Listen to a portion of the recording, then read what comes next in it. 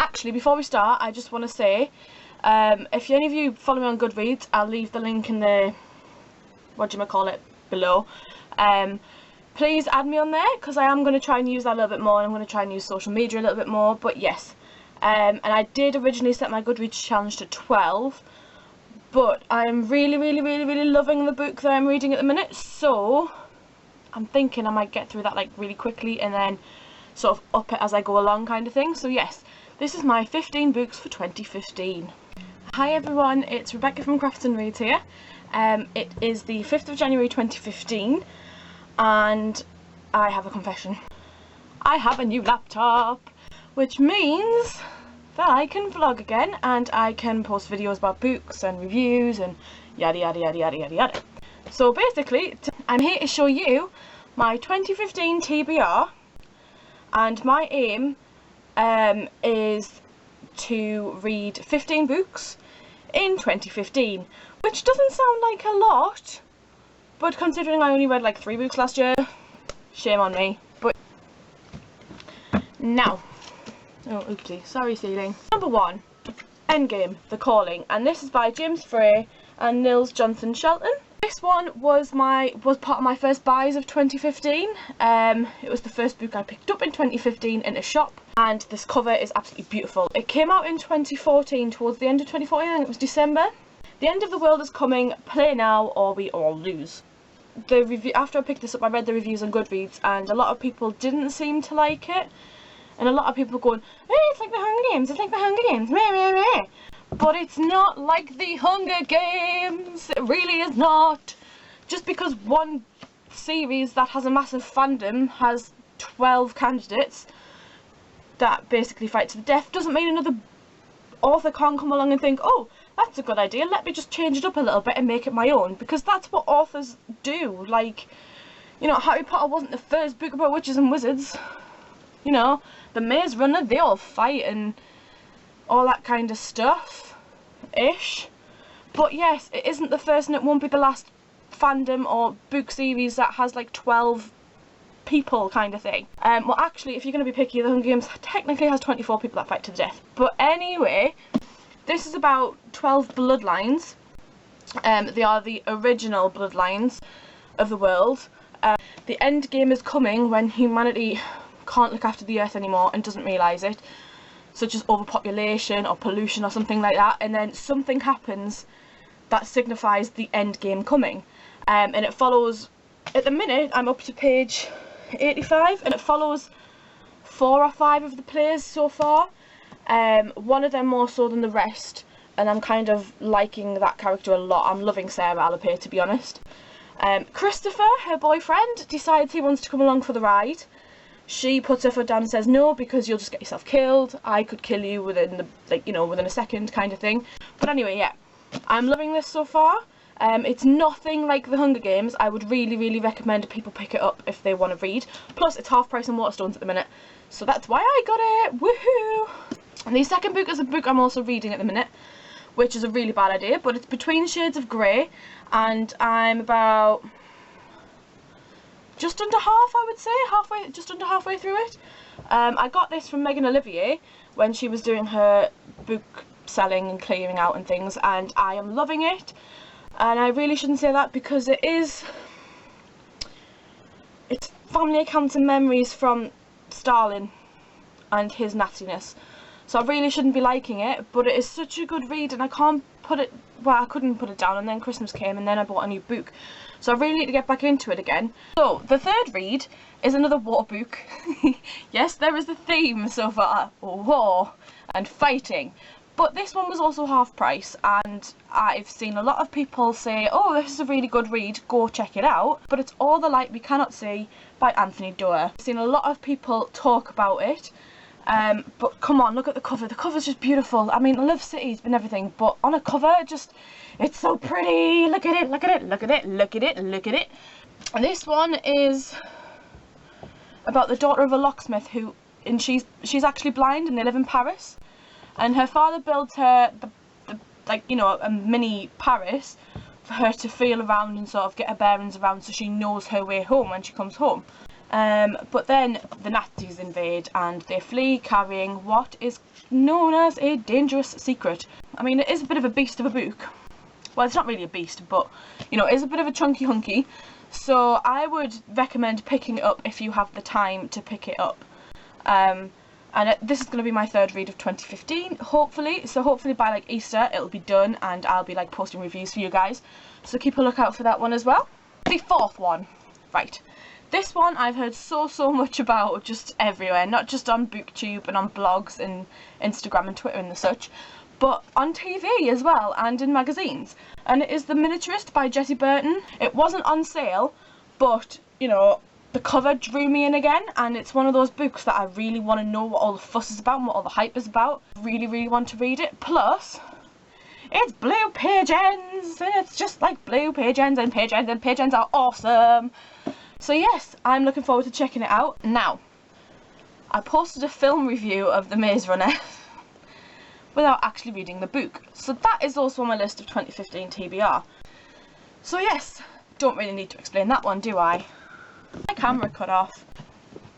The next book I want to read, which we want to before book 6, because I can't count, of 2015, is going to be The Armageddon Rag by George R.R. Martin. Now, I mentioned this in a book haul a while ago, and I kept calling it The Armageddon Run. Basically, I wanted to pick this one up and see if it's worth picking the Game of Thrones books up. Now, I know for a fact if I ask you all to, you will all leave a comment in the box below saying, oh my god, you haven't read Games of Thrones, what are you gonna do? What are you doing with your life? Oh my god! So I'm gonna, you know, read this at some point this year. Basically, I'm really interested in this because I want to see how writers sort of, is depict the right word? How they sort of tell the story of another age, like time age, you know, you see it in films like Grease is all like, born to hit ya, baby, and all that kind of stuff. But yeah, you know, it's the 60s. I'd love to see what actually happens and how it pans out and things like that. And it's a crime novel as well, so I'm kind of expanding my genre choices. So yes, I'm really looking forward to that one. The 7th book I want to read in 2015 is The 100 by Cass Morgan. I bought this in the same haul as The Armageddon Rag, and I'd seen the advert for the series on Channel 4.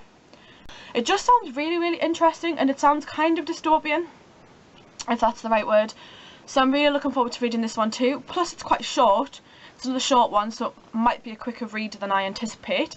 The next book I want to read is The Lovely Bones by Alice Sebald, and I mentioned this last time when I actually hauled it, that I really want to read it because it's a weepy book and I need a weepy book to get out all of these built up emotions of weepiness. Yes, so definitely number 7 or number 8. I think it's number 8 now we're on to, but definitely number 8 of 2015. I will want to read it, and as with every other book, I will post reviews through my blog, which I'll leave in the down below, and in BookTube as well, and you know, all of the social networky rubbishy TBRs. Book number 10 is The Luminaries by Eleanor Catton. I got this in a charity shop for £2.50, and every time I speak about it I'm going to tell everybody that it was £2.50 because it was, and it's a great thing. This one was, you know, it was the Man Booker Prize of 2013. It's a bit of a beast, so I might take, you know, the summer out when I'm off college and things like that to try and power through it. I have attempted to start reading it, but I wasn't really paying attention, and I got to about page 9 and I was like, what's going on? It's one of those books that I think I'm going to have to really concentrate on, and you know, it might be a good thing to sort of unwind from the rest of everything else that's going on. But yes, hopefully I will get round to reading that at some point. I might not finish it in 2015. I might read it alongside something else unless I get really stuck into it, because like I said, it's a beast. Also, on a side note, I have just realised that it was £2, not £2.50. Thank you very much, Scope. I love you all so much. Thank you to the person who donated it as well, because this was actually selling at over £9.99. It says £9.99 on the back, but I know that in the likes of famous bookstores it'll be selling for a hell of a higher price. So yes, thank you to the person who donated it, because it still looks brand new too. So thank you. I messed up my numbers. This one is book 10, Gone Girl by Gillian Flynn. I never actually got round to seeing the film because I normally go to the cinema with my other half, and he wasn't that bothered in the whole talky talk for 2.5 hours when nothing really happens. But I hadn't read the book, so I couldn't persuade him otherwise. So my aim is to actually read it this year and hopefully see the film on Sky Premiere when it comes out. It also says on the back, Gone Girl is a book you'd be begging other people to read just so you can discuss it with them, and I know that's what you lot have all been doing really, so I'm actually going to get round to this and join the party, you know, a good like year later than I should do. I'm actually ashamed of the next one. The Hobbit by J.R.R. Tolkien. I know I should have read it by now, and I know I should have read The Lord of the Rings, but Harry Potter and The Hunger Games, they win. Easy peasy.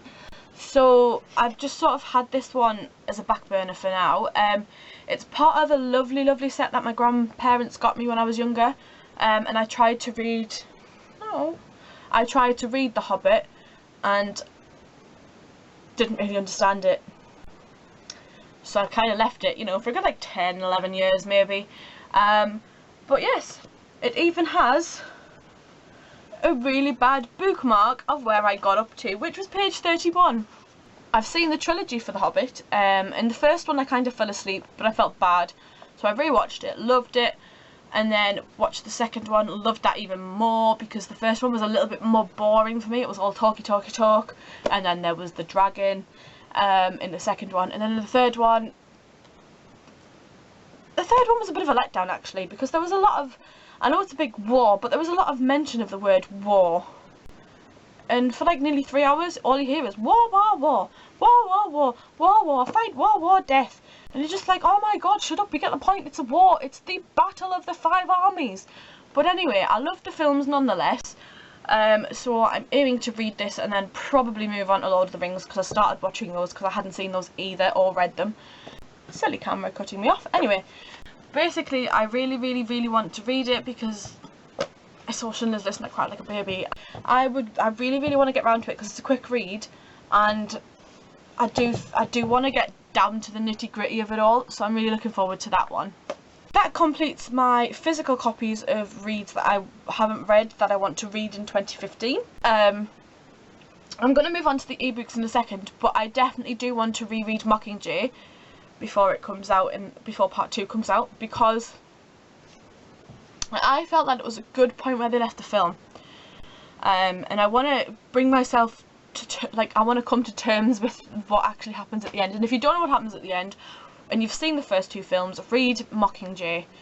Even if you've seen part 1, read it, because then you understand why Peter is the way he is. There are some changes and things like that, but it doesn't matter, it's a film. There's going to be adaptations because they can't physically do everything that's in the book. Where did I put my Kindle? So I have a couple of books on here that I'm currently reading. Started for 10 by David Nichols is on here.